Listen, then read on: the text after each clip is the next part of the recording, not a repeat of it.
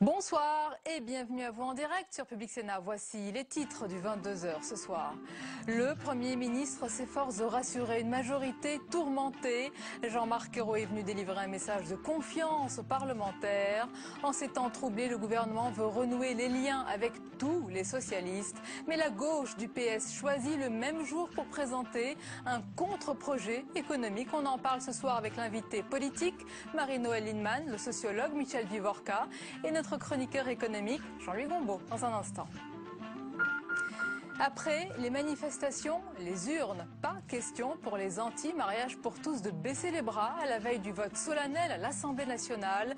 Les opposants au texte envisagent de se mobiliser au municipal. Mais quel visage politique pourrait prendre un tel mouvement qui a vu défiler côte à côte certains élus MP et FN? Élément de réponse dans ce journal. Dzhokhar Tsarnaev a été formellement accusé aujourd'hui sur son lit d'hôpital. Le suspect de l'attentat de Boston, qui a commencé à répondre par écrit aux enquêteurs, s'est vu lire son acte d'accusation. Il encourt la peine de mort pour utilisation d'une arme de destruction massive. Le jeune homme sera finalement déféré devant la justice fédérale civile et non pas devant un tribunal militaire d'exception, comme le réclamaient les Républicains. Voilà pour le programme de votre 22h. Merci d'être en notre compagnie ce soir. Un peu moins de 4 mois après le début de la guerre au Mali, le gouvernement demande en ce moment même au Sénat l'autorisation de prolonger cette intervention. Le débat se déroule dans l'hémicycle dans une ambiance plutôt consensuelle. Pas de surprise sur l'issue du vote. Après l'Assemblée, le Sénat devrait autoriser cette prolongation. Et même si la droite apporte son soutien total aux forces armées engagées sur le terrain, elle continue néanmoins de s'interroger sur ce qu'elle qualifie d'isolement diplomatique de la France. Faux, rétorque le gouvernement qui insiste sur la force onusienne de maintien de la paix qui se met en place. On voit tout cela avec Véronique Pagnon. 500 soldats ont déjà regagné la France, principalement des parachutistes, quelques officiers de marine et des légionnaires. 5 avions de chasse, des Mirage 2000 et 2 Rafales les ont suivis. Un retrait progressif qui correspond aux souhaits de François Hollande. L'armée française, dit-il, n'a pas vocation à rester au Mali. Aujourd'hui, l'opération Serval, ce sont encore près de 4000 soldats déployés dans le pays, en attendant que les troupes africaines puissent prendre le relais. Parallèlement, la France met les bouchées doubles pour organiser au plus vite des élections sur place. Cela permettrait à l'État malien de retrouver sa légitimité, mais aucune date n'est encore fixée. Si ces élections aboutissent, l'ONU pourrait déployer sa force d'intervention, la MINUSMA, une présence de l'ONU que certains espèrent avant la fin de l'été. D'ici là, les troupes françaises maintiennent leur présence dans le centre et le nord Mali aux côtés du contingent africain. À la fin de l'année, il pourrait rester 1 millier de soldats français sur place. Voilà, on va justement écouter sur ce sujet le Premier ministre qui s'exprimait depuis l'hémicycle du Sénat. On l'écoute. Parce que nous mesurons l'ampleur des défis qu'il reste à relever, parce qu'il est nécessaire de consolider le succès obtenu et parce qu'il faut conjurer la menace terroriste qui, au-delà du Mali, pèserait sur la sécurité de la région et, je l'ai dit, de celle de la France et de l'Europe. Et dans l'actualité aujourd'hui, Jean-Marc Ayrault justement s'efforce de rassurer une majorité tourmentée. Le Premier ministre est venu délivrer un message de confiance aux parlementaires en ces temps troublés.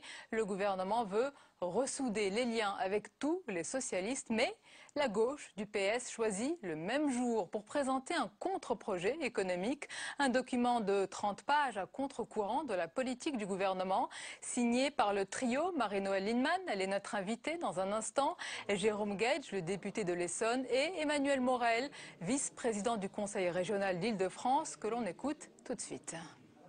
J'entends un ministre, ça ferme sa gueule ou ça démissionne. Nous, ça vous a pas échappé, on n'est pas au gouvernement, on est des militants socialistes. Et en tant que militants socialistes, on pense que notre devoir, c'est précisément d'ouvrir notre gueule. Ce que nous portons aujourd'hui comme proposition, ça va bien au-delà des rangs du Parti socialiste, des rangs des militants politiques. Il y a des millions de Français qui aujourd'hui se posent les mêmes questions. Comment on fait pour résorber le chômage de masse? Et il y a des millions de gens qui se disent, est-ce qu'il ne serait pas temps de mettre une pause dans la politique de réduction des déficits publics et de faire une relance par la consommation, notamment les bas salaires, les minima sociaux. Voilà Emmanuel Morel, représentant de l'aile gauche du PS, qui propose un nouveau pacte majoritaire, rose, vert, rouge, c'est-à-dire incluant les communistes, des communistes très remontés, vous allez le voir notamment au Sénat, après le vote dans la douleur du texte sur la sécurisation de l'emploi, défendu par le ministre Michel Sapin, le choix du gouvernement de recourir au vote bloqué, c'est-à-dire de couper court au débat, a provoqué l'ire des communistes et ils ne sont pas prêts, disent-ils, de l'oublier. Flora Sauvage. Rarement utilisé et encore moins contre un allié, samedi soir, le gouvernement a choisi le vote bloqué pour accélérer les débats.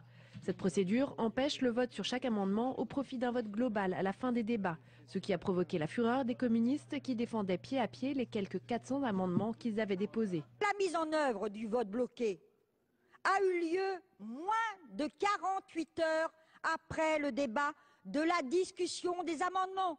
C'est du jamais vu, monsieur le ministre. C'est une mise en cause grave de la démocratie parlementaire. Face à ce vote bloqué, les communistes retirent tous leurs amendements et quittent l'hémicycle.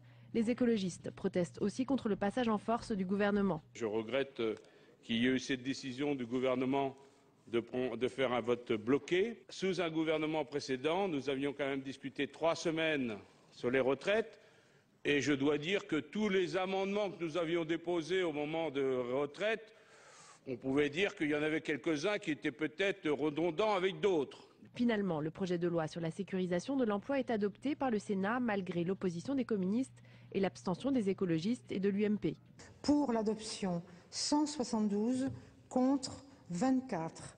Le gouvernement se félicite. Ce texte est certainement un des grands moments et sa mise en œuvre est certainement un des grands moments de notre droit social de ces dernières années. Inscrit en procédure accélérée et déjà adopté par l'Assemblée nationale, le projet de loi sur la sécurisation de l'emploi va être soumis à une commission mixte paritaire. Il y a un an déjà, se déroulait le premier tour de l'élection présidentielle. 12 mois plus tard, l'exécutif qui bat des records d'impopularité cherche à reprendre la main dans un contexte économique et social très tendu, sans compter une majorité tourmentée par les récentes décisions du chef de l'État, notamment en matière de transparence. Alors le Premier ministre s'est efforcé aujourd'hui de rassurer les parlementaires. En ces temps troublés, le gouvernement veut ressouder les liens avec tous les socialistes, mais voilà, la gauche du PS choisit le même jour pour présenter un contre-projet économique.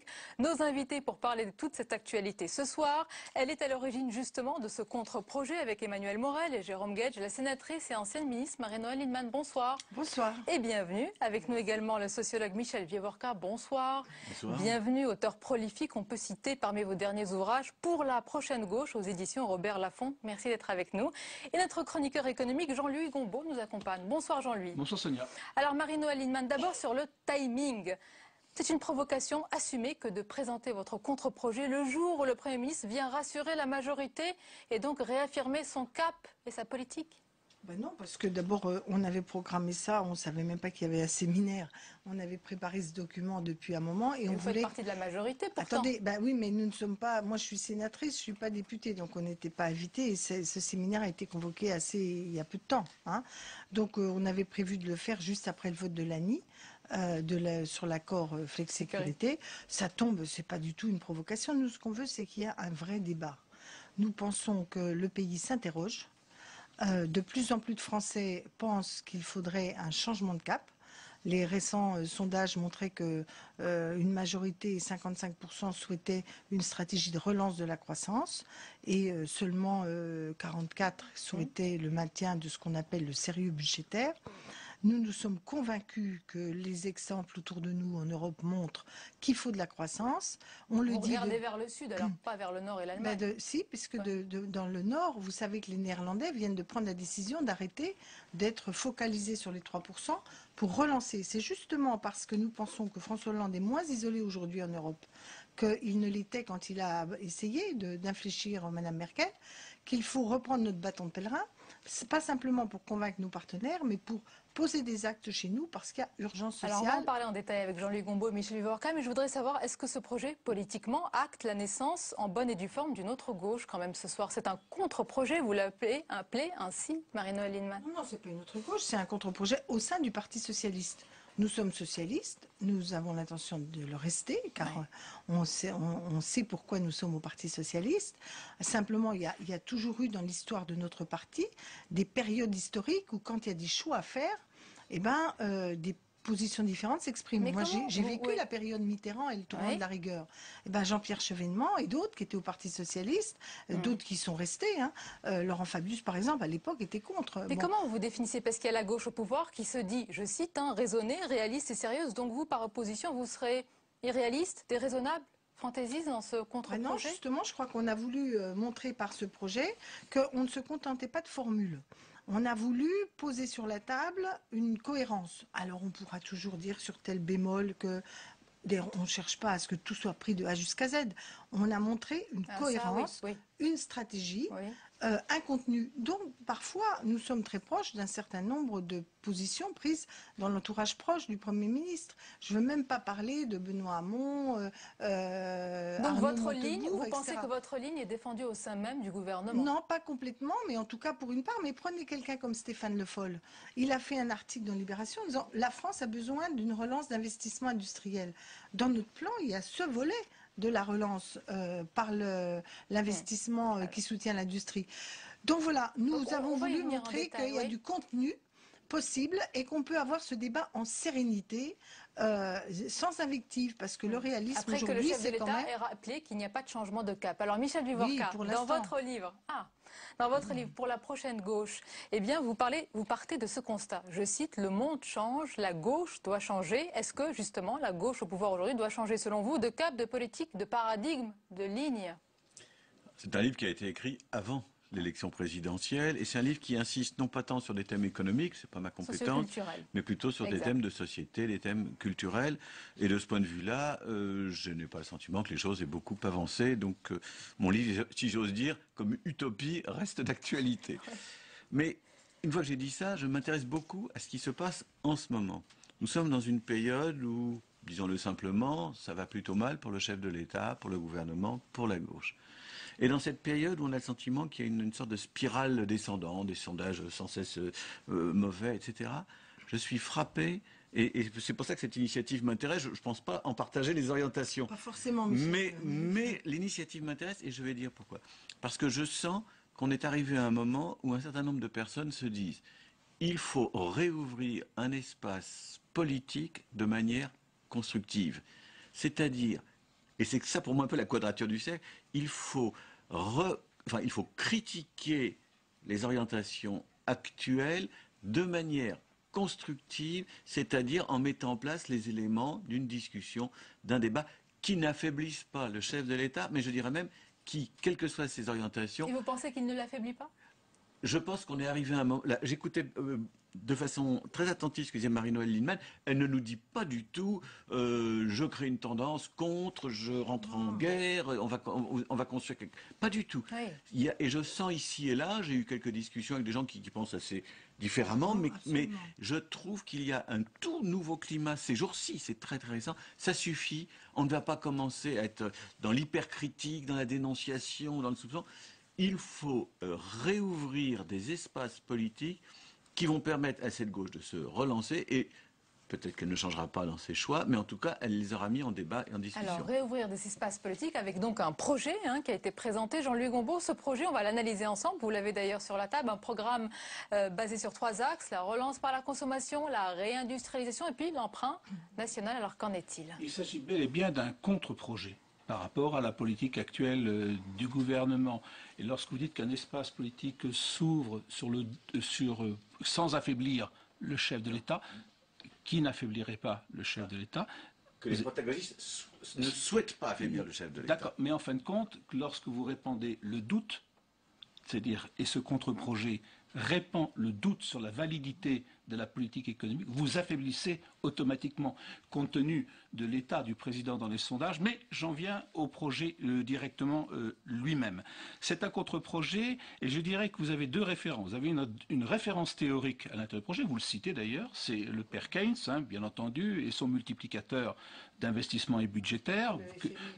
Voilà. Et puis vous avez une référence politique. Tiens, c'est votre référence, le FMI. Non, mais c'est pour montrer que...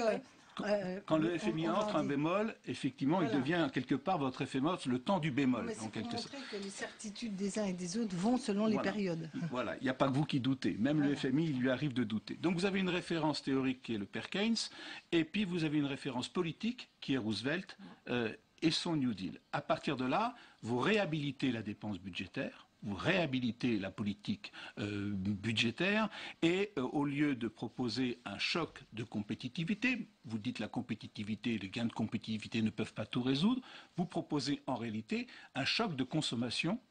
Un choc de consommation, c'est centré quand même sur l'évolution de la consommation et notamment sur les couches les plus modestes, les pauvres et notamment les chômeurs. C'est quand même l'axe central de votre démonstration, ce à quoi vous ajoutez effectivement une relance de l'investissement axée sur des grands travaux et des orientations écologiques. Le tout, vous le chiffrez, on ne peut pas vérifier les chiffres là comme ça, mais à 43 milliards d'euros, dont 28 milliards pour la dépense publique budgétaire. Et vous dites, mon affaire est équilibrée parce qu'en fin de compte, avec la consommation, avec la relance de la production que cela permettra, il y aura des rentrées budgétaires qui, grosso modo, équilibreront mon affaire. C'est le coefficient actuel du FMI. C'est voilà. Alors, le gros problème, je crois, de votre travail, et c'est pour ça que j'ai rappelé les deux références, l'une théorique et l'autre politique, c'est que vous raisonnez quand même si vous parlez de l'Europe, vous raisonnez comme ces deux personnages, Keynes et Roosevelt, un peu en économie fermée.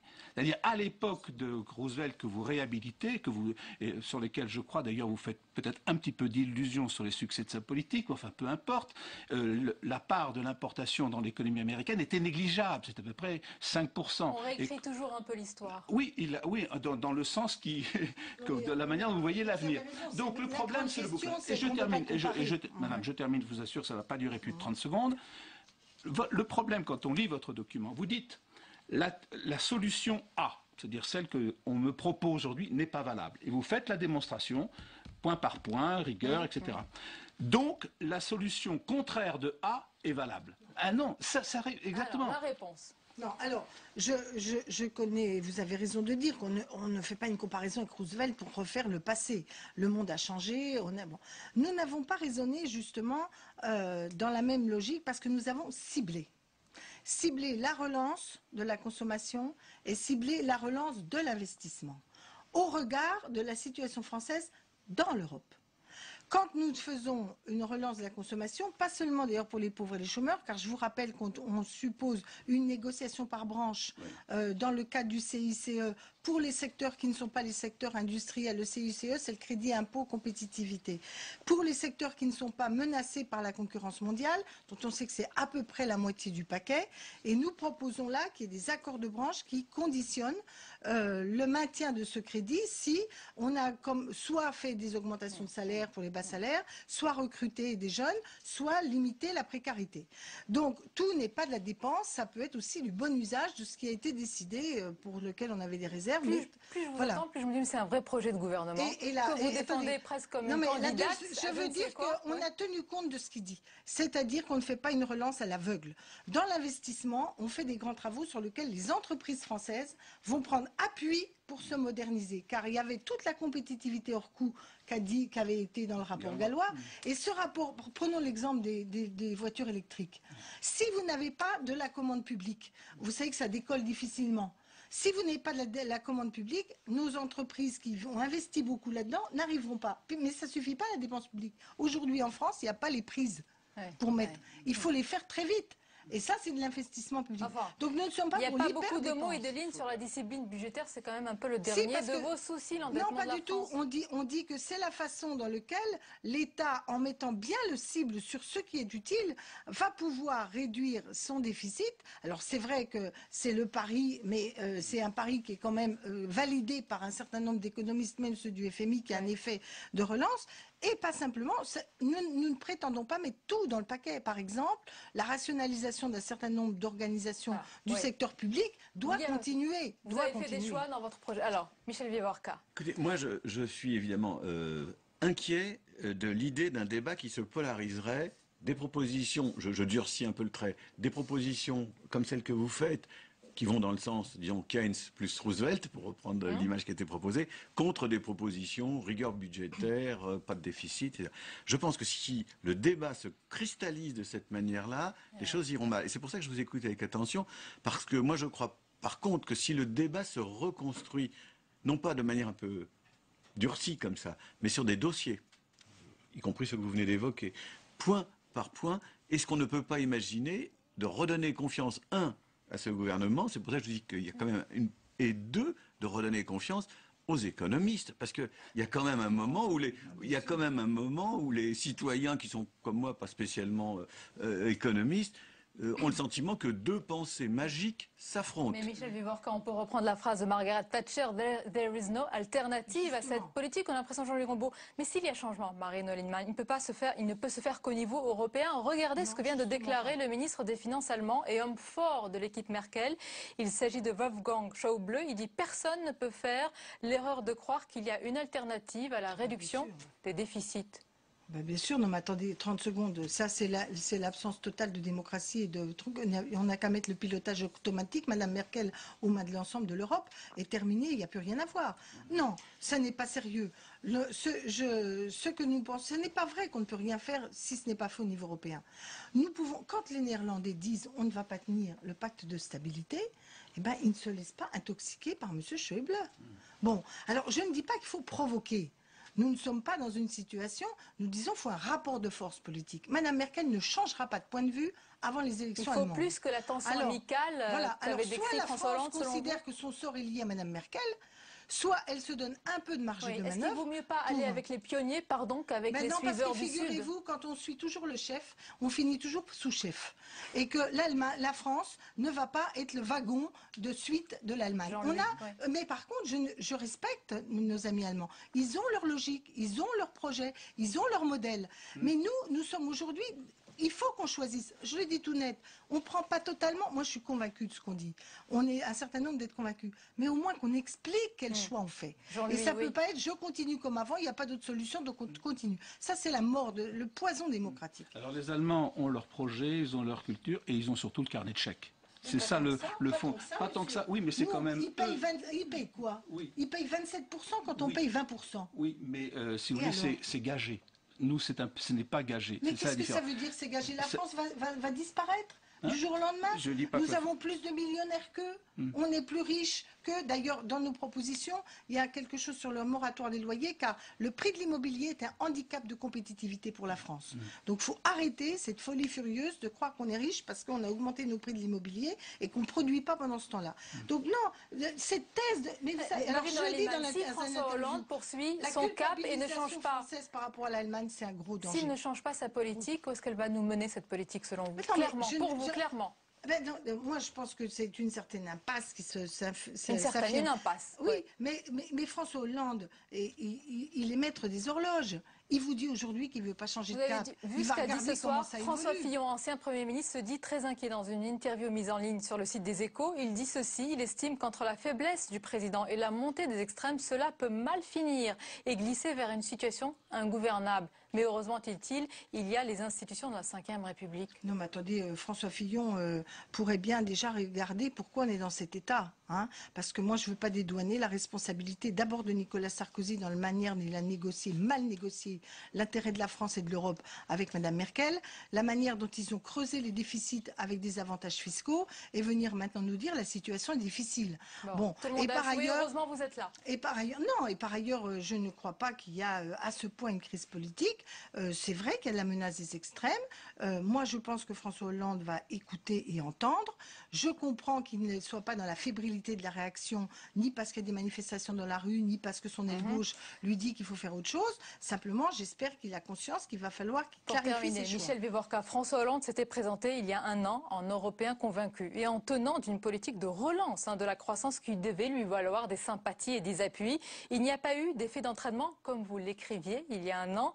Est-ce que François Hollande, comme d'autres avant lui, vous l'avez rappelé Marie-Noëlle Lienemann, s'est heurté au mur des réalités économiques européennes et allemandes aussi? Je pense qu'il s'est heurté effectivement à des réalités considérables. Je pense aussi qu'il aurait pu les aborder autrement. Moi, je suis très intéressé à l'ensemble des réformes qu'il a tentées, parce qu'il y a eu des choses de fait. Il ne faut pas accepter ces images d'un pays où... Mais je trouve qu'à chaque fois, on n'a pas le temps d'en discuter en détail, mais à chaque fois, les réformes ont été faites, mais en partie. Pas assez nettement, pas avec assez de souffle. Et d'une certaine façon, s'il faut lui faire un reproche, c'est plutôt celui-là, c'est d'avoir, oui, commencé des réformes. Tout un train de réformes, vous parlez tout à l'heure de la flexibilité, bon, tout un train de réformes, mais elles ne sont pas allées suffisamment loin. Et si je prenais un exemple dans le domaine culturel, regardez ces affaires de mariage pour tous. Au lieu d'être carré dans la défense du mariage pour tous, il a quand même eu des mots pour dire etc. Et donc, je pense que c'est ce que nous attendons aujourd'hui, les gens qui ont voté comme moi à gauche et qui continueront à le faire, les citoyens de ce bord-là. Je crois que ce que nous attendons, c'est une plus grande netteté, une plus grande fermeté et peut-être aussi un plus grand souci de discussion et d'explication. Parce que sinon, est-ce que c'est elle qui a raison? Est-ce que ce sont les tenants de la rigueur? On va rappeler qu'il reste encore 4 ans, parce que c'est un an seulement de quinquennat. Et il n'y a pas de crise institutionnelle. Merci beaucoup d'avoir été nos invités. Merci Marie-Noëlle Lienemann. Merci pour votre analyse Jean-Louis Gombault. Merci Michel Vivorca. La dernière page du journal avec à présent tout ce qui vous a échappé dans le reste de l'actualité. C'est le tour de l'info. Il y est signé ce soir Joachim Robb. Remettre la SNCF sur de bons rails, c'est l'ambition de 2 rapports remis aujourd'hui au Premier ministre. L'un par le président du Conseil régional des Pays de la Loire, Jacques Oxiette, l'autre par Jean-Louis Bianco. L'ancien ministre des Transports souhaite regrouper au sein d'une nouvelle entité la gestion des infrastructures, aujourd'hui confiée à la SNCF et à Réseau Ferré de France. Autre économie possible, ne plus construire de lignes TGV trop chères, mais des nouveaux trains à 200 à l'heure. C'est-à-dire des trains de bonne qualité, qui circulent vite avec un bon confort, mais qui nécessitent moins de voies nouvelles. Entre un TGV lointain et un train à 200 à l'heure plus près, les élus pourront être intéressés. Des cours de morale dès la rentrée 2015. Objectif du ministre de l'Éducation, Vincent Peillon, faire partager les valeurs, les principes et les règles du vivre ensemble dans la République. La crise que nous vivons est une crise importante. C'est une crise de la société, une crise de l'école. On l'a vu d'ailleurs dans le rapport.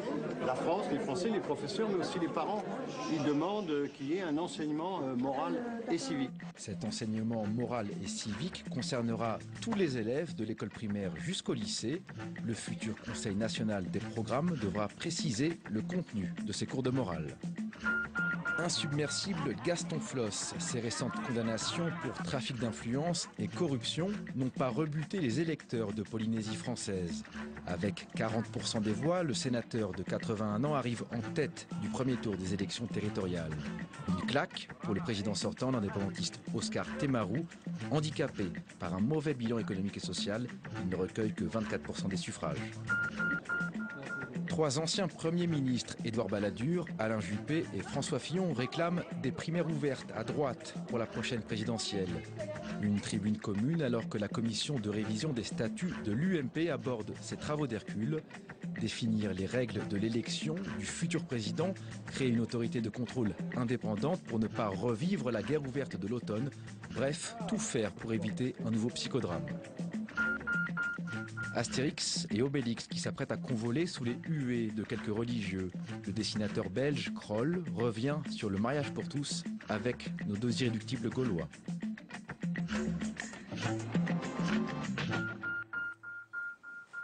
Et on arrive à la fin de ce journal. Merci de nous avoir suivis. Merci de votre fidélité. Votre soirée se poursuit sur Public Sénat avec nos télé un documentaire inédit sur les essais nucléaires, un héritage sans fin.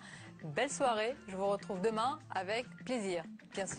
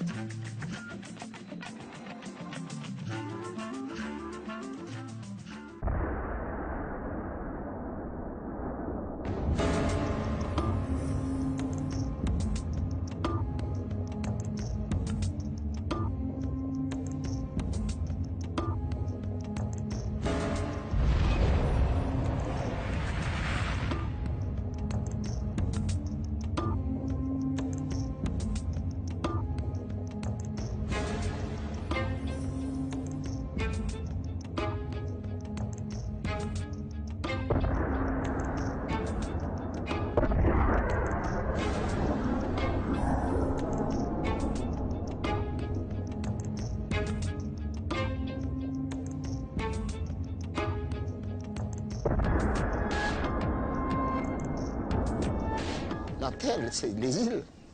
C'est ça, c'est notre mère nourricière.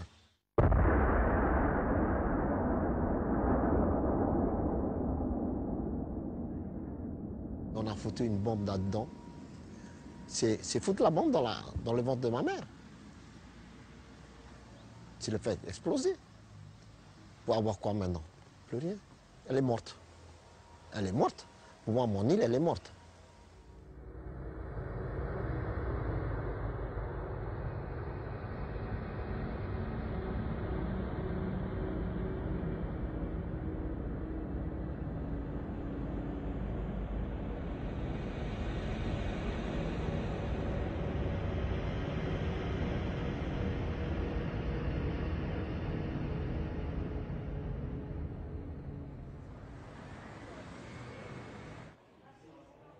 En cette mi-janvier, sous les ors du Sénat, s'ouvre un débat qui n'attire guère les foules. Et pour cause, on y parle de la Polynésie, située à 18 000 km de là, autant dire un autre monde. Pourtant, ce jour s'inscrira peut-être dans l'histoire. Nier les atteintes à l'environnement, partout, en Océanie, en Polynésie française, c'est nier une partie de l'identité même du Polynésien. Priver ce dernier de sa terre, de son environnement, c'est le priver d'une partie de lui-même. Ce caillou provient de Moruroa. C'est exactement de ceci dont il s'agit cet après-midi, et pas d'autre chose. C'est de ceci. C'est Moruroa.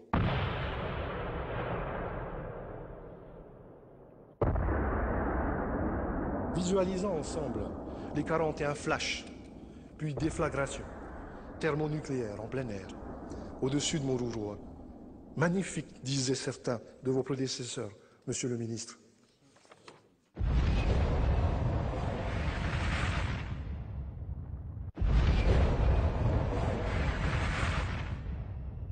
Visualisons encore les 131 explosions souterraines et gerbes lagonaires dans 123 dans le lagon de Moruroa. Monsieur le ministre, mes chers collègues, si je vous offrais cette pierre, seriez-vous rassurés au point de la placer chaque nuit sous l'oreiller de nos êtres les plus chers? Vous auriez aimé que l'on vous en laisse le choix. Sachez qu'aucun de nos parents, aucun de nos conjoints, aucun de nos enfants n'ont eu ce choix. Après les premiers essais atomiques en 1960, dans le climat insurrectionnel de l'Algérie, il faut envisager d'autres horizons tout aussi vides ou presque que le désert algérien. 3 ans plus tard, la France va choisir la Polynésie pour poursuivre sa grande saga atomique. Les principes et les conditions, les circonstances nous ont amenés, nous ont déterminés à nous doter nous-mêmes d'une force atomique qui nous soit propre. Nous nous en tenons à la décision que nous avons arrêtée. Construire et, le cas échéant, employer nous-mêmes notre force atomique. Cette même année, un conseiller territorial de passage à Paris est convoqué à l'Élysée. Il sera le témoin privilégié et obligé. Le général de Gaulle a très peu parlé de la Polynésie et il ne m'a pas parlé des 2 atolls. Il a souligné l'urgence du démarrage des travaux. C'était urgent, il fallait le faire vite. Pour lui, c'était que ces expérimentations aient lieu et que ça se passe bien. Pour cela, il faut des lieux immenses, à l'abri des regards et quasi inhabités. C'est le cas de la Polynésie française, un territoire aussi vaste que l'Europe. Ce qu'ignore Jacques-Denis de Rollet, c'est que, dès 1961, 2 ans plus tôt donc, des relevés topographiques avaient eu lieu à Mururoa. À un certain moment, il a peut-être vu que j'étais embarrassé, que je me posais des questions. J'ai même pas eu le temps de parler.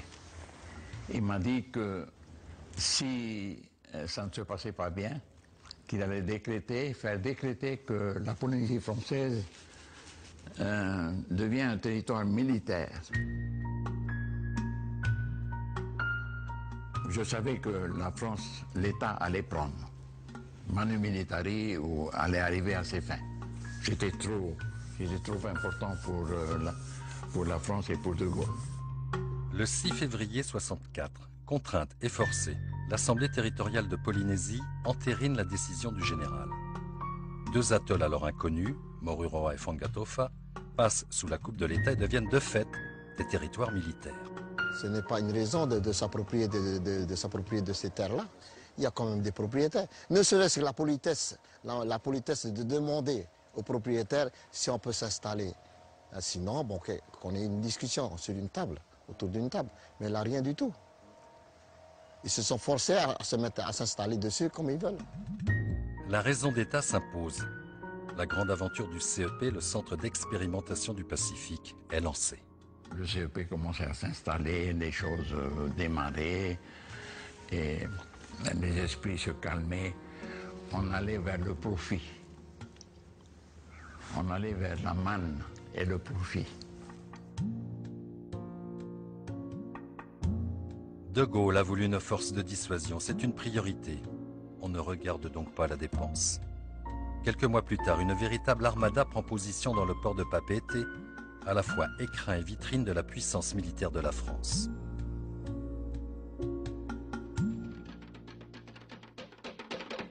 L'euphorie est générale. Pourtant, l'espace de quelques années, la société traditionnelle aura totalement disparu.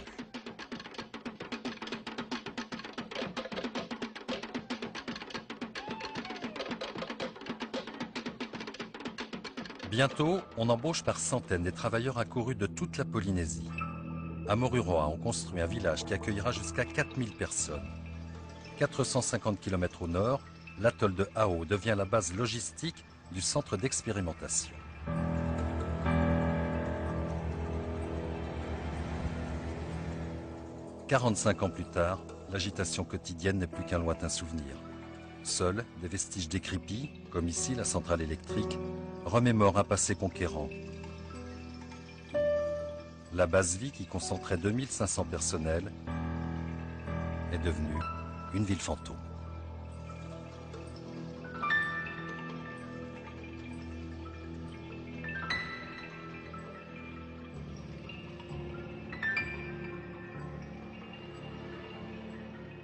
193 tirs auront lieu pendant les 30 années de l'aventure atomique polynésienne.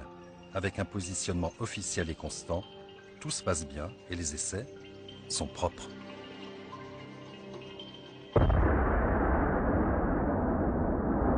On a toujours été très mal informés de ces choses-là. On savait, on connaissait ce qui s'était passé à Hiroshima, Nagasaki et ce qui se passait dans différentes expérimentations américaines et anglaises. Mais on était loin de savoir ce que cela représentait et représentait pour nous. Il faut dire qu'à l'époque, et malgré leur certitude, les scientifiques naviguaient à vue. Sur un point essentiel notamment, la direction des vents qui autorisait ou non le tir. Dans les années 60, il n'y avait pas encore des modèles numériques de prévision du temps. Donc on faisait des radiosondages avec à peu près une quinzaine de sites. Et donc les radiosondages envoyaient un ballon. Et en fonction du déplacement de ballon, on arrive à voir les vents en altitude.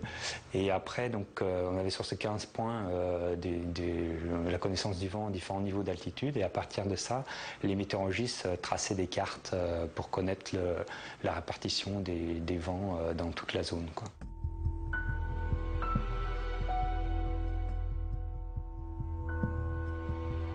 Pour la connaissance de la diffusion des particules qui peuvent être contaminées, le CEP avait développé un modèle de prévision, mais donc ces modèles étaient relativement simplistes et prévoyaient une certaine trajectoire, et donc ils avaient une forte confiance dans cette trajectoire. On sait maintenant que l'atmosphère est beaucoup plus chaotique et que la marge d'erreur était bien plus grande que ce qu'ils croyaient. Donc il faut tenir compte de cette incertitude et qui peut, au bout de quelques heures, atteindre plusieurs centaines de kilomètres en fait.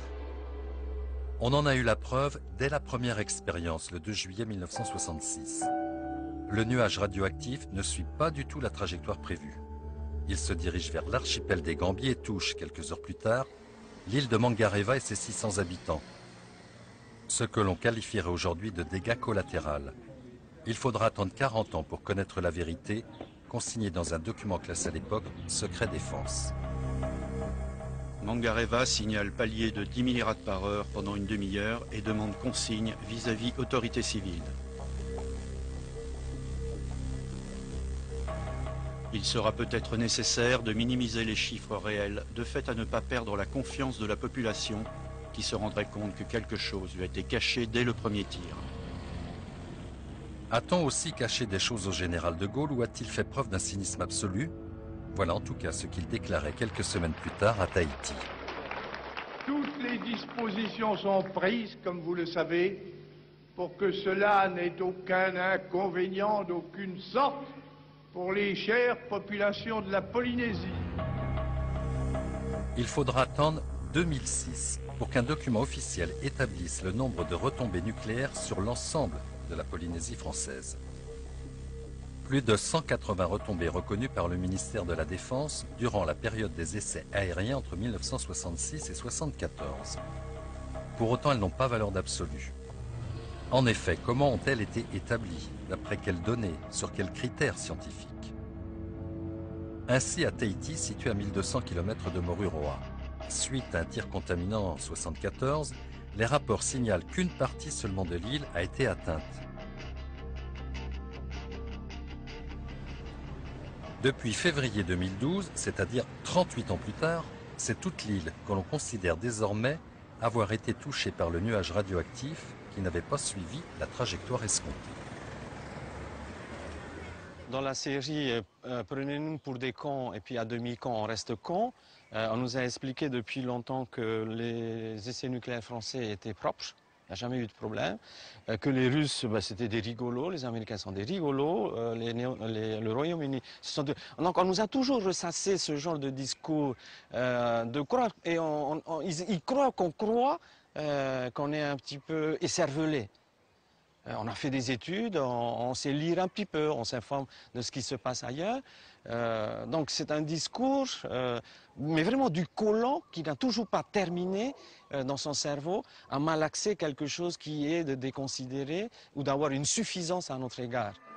Pour essayer d'atténuer la rancœur des Polynésiens, l'État a pris l'engagement d'effacer les traces de sa lourde empreinte nucléaire. Comme sur l'île de Mangareva avec la destruction il y a quelques années de ce qui faisait office d'abri antiatomique, en fait un simple hangar recouvert de tôle. Pourtant, 23 retombées contaminantes ont officiellement été reconnues. Direction Ao, appelée aussi l'île de la Harpe. Le troisième atoll de Polynésie, par sa surface, avait été choisi pour devenir la base avancée vers Moruroa, à 450 km de là. Elle a été démantelée en 2000 et depuis, ses 1200 habitants ont retrouvé une certaine quiétude. L'armée est pourtant revenue en 2009 pour une vaste opération de nettoyage qui doit durer 7 ans. Budget 16 millions d'euros et un challenge. Bonjour. Rendre l'atoll aussi propre qu'il a été trouvé en arrivant. Loin de sa réputation de grande muette, l'armée a ouvert ses portes pour une opération de communication sur son chantier le plus ambitieux. Alors là, on arrive dans la zone où des choses ont été enterrées. On s'aperçoit que la première phase des recherches ont été faites, c'est-à-dire que l'entreprise a déjà remué le sol pour faire des prélèvements. On le voit à la couleur blanche du corail, parce que naturellement, le corail est noir en dessus.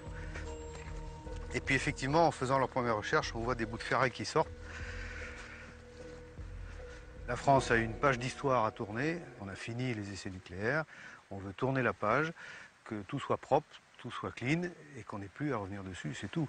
On a fait des essais, ça a donné des tas d'applications. Il n'y a pas que la bombe nucléaire, il n'y a pas que ça, il y a plein d'applications aussi dans le monde de la santé. Jusqu'à une certaine époque, on appliquait des méthodes qui étaient celles du moment.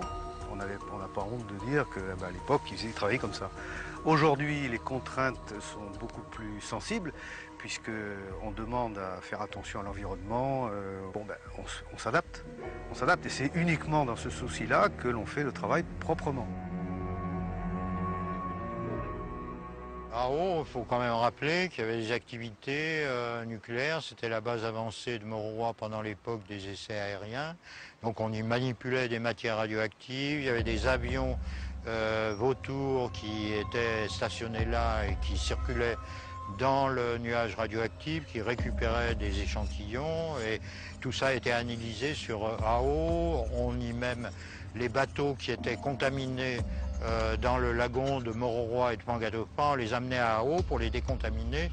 Bon, il y avait un laboratoire du CEA qui analysait tous ces éléments radioactifs, donc c'était un atoll où on manipulait de la radioactivité. Notamment celle très forte qu'ont ramené les vautours durant les 8 années d'essais aériens.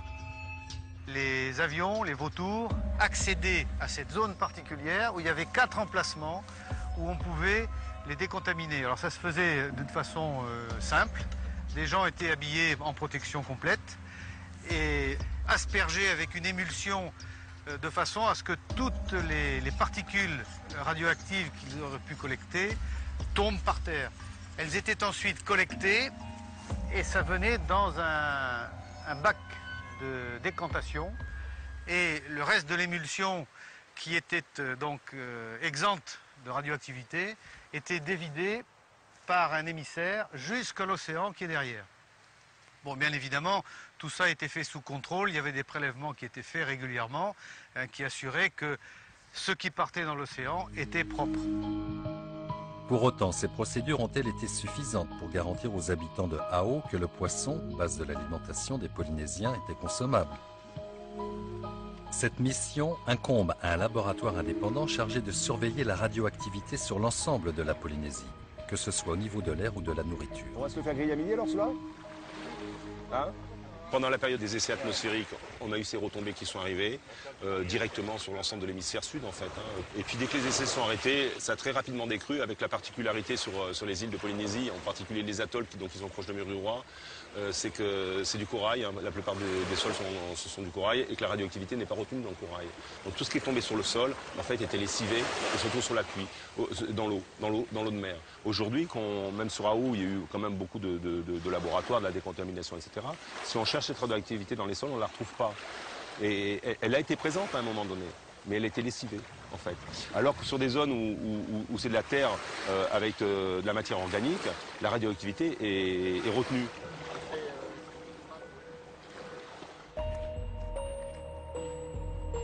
Il y a eu en 99, avant que l'on ne remette tout l'atoll entre les mains du territoire, de la commune et des privés, il a été fait des mesures de précaution pour vérifier.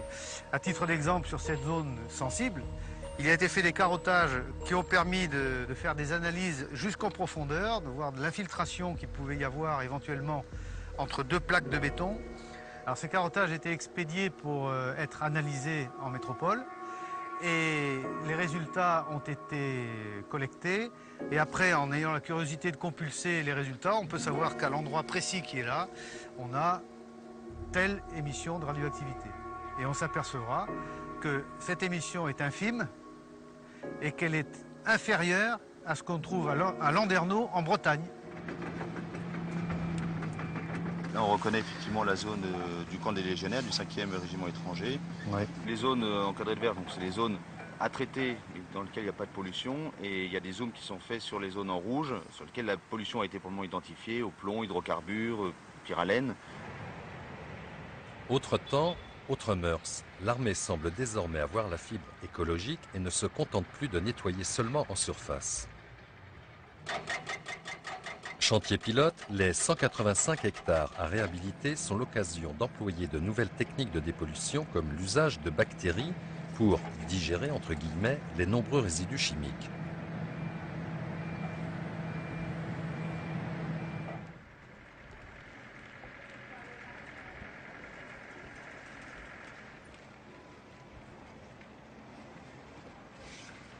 Si l'insouciance des collégiens est visible, les parents, eux, se méfient. Ils se posent toujours beaucoup de questions. On ne sait pas ce qui s'est passé bien avant que nous soyons sur cet atoll. Ne serait-ce à l'océan, dans le lagon et sans oublier sur cette terre où ça a été enfoui. Ce que je peux, enfin, d'après ce que j'ai vu, bon, il y a beaucoup de choses qui ont été retirées, mais peut-être il y a encore des choses qu'on n'a pas été mis au courant, que tout a été retiré, quoi. Mais c'est vrai que lorsqu'on pose énormément de questions, qu'a-t-on mis dans le lagon, qu'a-t-on mis à l'océan, qu'a-t-on mis sur la terre, bon, beaucoup de personnes ne nous répondent pas aussi sincèrement. Les administrés, ils ont peur aussi, hein, comme nous tous, on a peur. Normalement, je crois dans le lagon, hein, il y a des déchets là-dedans. Il paraît-il, il y a des citernes, il y a des camions dans le... Parce que normalement, il faut qu'ils retirent tout ça. Tu vois, quand les personnes entendent aussi les poissons qui viennent dehors, ils ont peur aussi parce qu'ils ont dit que le poisson dehors, il est contaminé aussi. Pas comme nous, ici, c'est bon. Nous, on connaît l'endroit et c'est pas empoisonné. Mais à l'extérieur, tu vois, au dehors, là, ils pensent que c'est pas bon le poisson, c'est empoisonné. Dans l'idée des gens, c'est on nous a caché des choses. Donc dès qu'on dès qu'on évoque le mot nucléaire, effectivement, il y a suspicion de mensonge. Et bon, je pense qu'aujourd'hui, on essaye de changer un petit peu cette façon de voir les choses. C'est que les gens sont capables de comprendre. Avant, on considérait qu'ils n'étaient pas capables de comprendre. Et il faut savoir leur expliquer. À l'époque des essais nucléaires, le mot écologie n'existait pas. Mer et lagon étaient considérés alors comme les plus pratiques et les plus silencieuses des poubelles. Béton, ferraille, carcasses de camions ou d'avions, on a jeté sans compter. Tous les déchets qui ont été immergés dans le lagon, ce sont des déchets non radiologiques. Ce sont peut-être polluants, comme des batteries ou des hydrocarbures qui étaient encore dans les châssis des véhicules. Effectivement, là, ont été lagonnés. Donc il y a déjà eu un premier repérage qui a été fait en 2008. Donc il est bien évidemment prévu en concertation, dans le cadre du projet de réhabilitation avec le pays et la commune, d'évacuer ces déchets. Alors, les déchets dangereux, type batterie, évidemment, ça va être retiré, il n'y a aucun doute.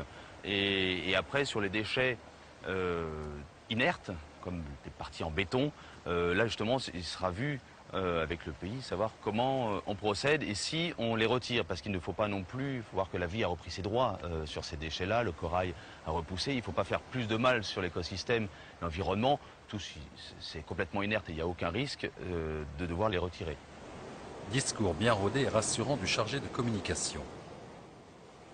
Alors près de la Pascaki, il y a ce qu'on appelle la zone hôtel, qui est une zone en immersion profonde, dans laquelle étaient immergés un certain nombre de centaines de tonnes de déchets radiologiques qui ont été mis sous forme de fûts, ou comme il y a aussi également 5 vautours qui ont été immergés tels quels, dans cette zone-là. Donc là, c'est dans une zone identifiée. Après, il y a eu des déchets métalliques aussi, type des châssis ou des véhicules, qui ont pu être un peu immergés côté océan, dont il y a 2 zones identifiées.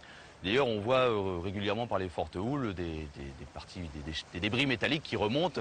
On en trouve évidemment sur la grève. Tout ça, ça sera évacué et on repérera les endroits où il peut en rester et qu'on évacuera au maximum, quoi. Côté passe, les déchets radiologiques en zone hôtel, ça va rester là, on n'y touchera pas. Ça ne fait pas partie du projet de réhabilitation. Et pour cause, ils ont été immergés dans des fosses entre 1500 et 2000 mètres de profondeur. Au total, ce sont 570 tonnes de déchets contaminés, dont les fameux avions vautours qui ont été jetés dans la grande lessiveuse bleue. Plus grave et plus embêtant pour l'État, c'est la publication en janvier 2011 d'un rapport qui a pour le moins jeté le trouble. Ce document du CEA, le commissariat à l'énergie atomique, a simulé sur ordinateur la possibilité d'un effondrement d'une partie de la couronne de l'atoll de Moruroa. Pas étonnant après avoir procédé à 137 tirs.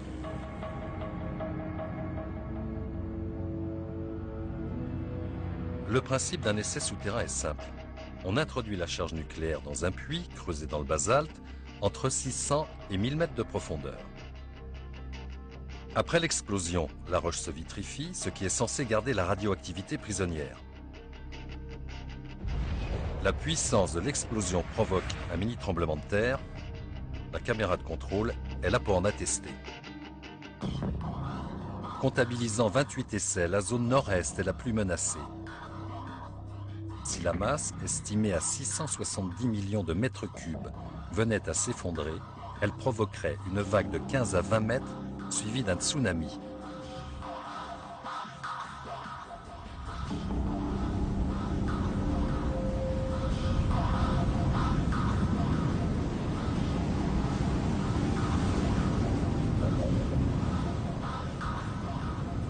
À une centaine de kilomètres de là se trouve Toureia. À raison de 600 km/h, le train de vague toucherait l'atoll 10 minutes plus tard.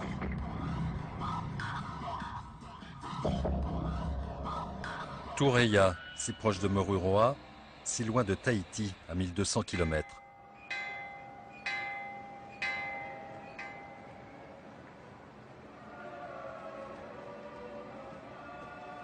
Chaque dimanche matin, la petite église est le point de convergence d'une majorité des 200 habitants du village de Fakamaru.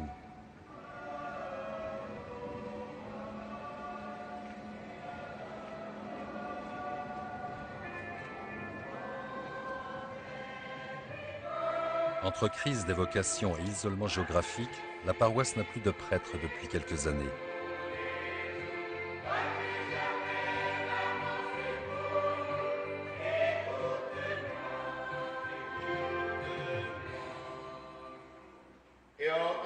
L'office dominical est désormais assuré par des laïcs. Recueillement et ferveur, on prie pour son âme bien sûr, mais aussi pour le repos des défunts, familles ou amis, partis trop tôt. À Toureia, on ne compte pas de centenaires, la moyenne d'âge avoisine plutôt la soixantaine. Les anciens, ceux qui ont travaillé pendant des années à Moruroa, ne sont plus là pour témoigner ou évoquer leur cancer pour certains, dont beaucoup de la thyroïde, caractéristique d'une contamination nucléaire. Avec 34 tombées, Toureia a été l'un des atolls les plus contaminés.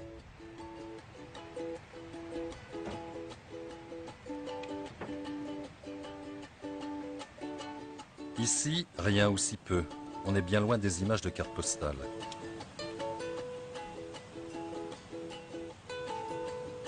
Un peu de copra, la noix de coco, dont le cours est subventionné afin d'entretenir un minimum d'activité économique sur les îles.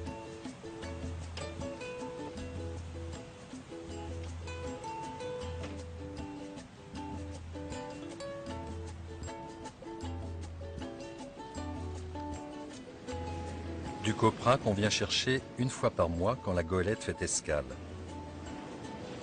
À Toureia, il n'y a pas de port, mais un simple débarcadère pour assurer l'ordinaire. Provisions, pièces de rechange ou essence.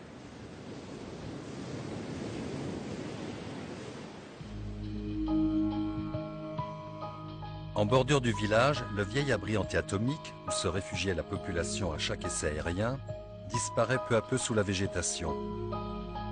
La rouille qui le ronge efface lentement les traces d'histoire et la mémoire.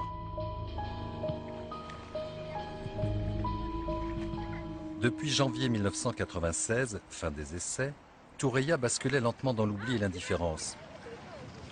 Et puis il y a eu la publication de ce rapport du CEA. Depuis, le mot tsunami, s'il n'a pas encore été traduit en pamotu, la langue locale, est entré dans le langage courant. Il faut dire que ce document a été publié à un très mauvais moment, celui du drame de Fukushima et du tsunami qui s'en est suivi. Oui, on est en pleine nature et c'est l'endroit que j'aime bien. Et là, je passe mon temps de temps en temps ici à nettoyer, à ramasser les cocos. On ne peut pas rester ici, à attendre le tsunami qui vient de Moruroa. On ne peut pas.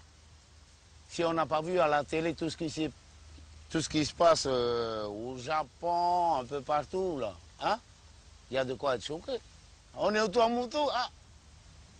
Ouais, dans les endroits les plus hauts, mais ça n'existait pas, les endroits les plus hauts au Tuamotu. C'est plat, Tuamotu. Il n'y a pas de montagne, il n'y a rien du tout. Si Moruroa coule, alors pauvre Toureia. Petit rire de dérision et d'impuissance pour dissimuler une crainte bien réelle. Une angoisse qui a poussé la population à demander qu'une délégation d'anciens et de jeunes puisse visiter Moruroa. C'était en décembre dernier. Quand on était au-dessus de Moruroa, on a fait un peu les visites aériennes. Et on a vu qu'une partie de Moruroa était sous l'eau. Pour moi, franchement, ça m'a fait un peu mal, quoi. J'étais vraiment en colère après celui qui a fait. Celui qui a détruit cet atoll-là. On a voulu des réponses à nos questions, d'après leurs calculs et tout. Mathématiquement parlant, ils disent qu'il n'y aura pas de risque. Mais dans la logique des choses, on ne peut pas dire il quitte 20 mètres Moruroa, il arrive ici à moins d'1 mètre. C'est pas possible. C'est pas possible. Il y a les calculs théoriques du CEA, le commissariat à l'énergie atomique, qui affirment que les vagues viendraient seulement lécher les pieds des habitants. Et puis il y a la connaissance du terrain de ces mêmes habitants, leur constat quand les fortes houles d'été recouvrent une partie de Toureia.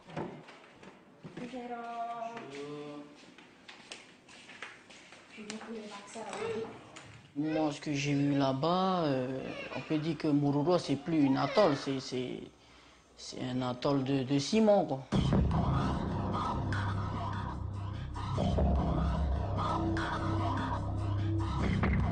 ont fait un calcul sur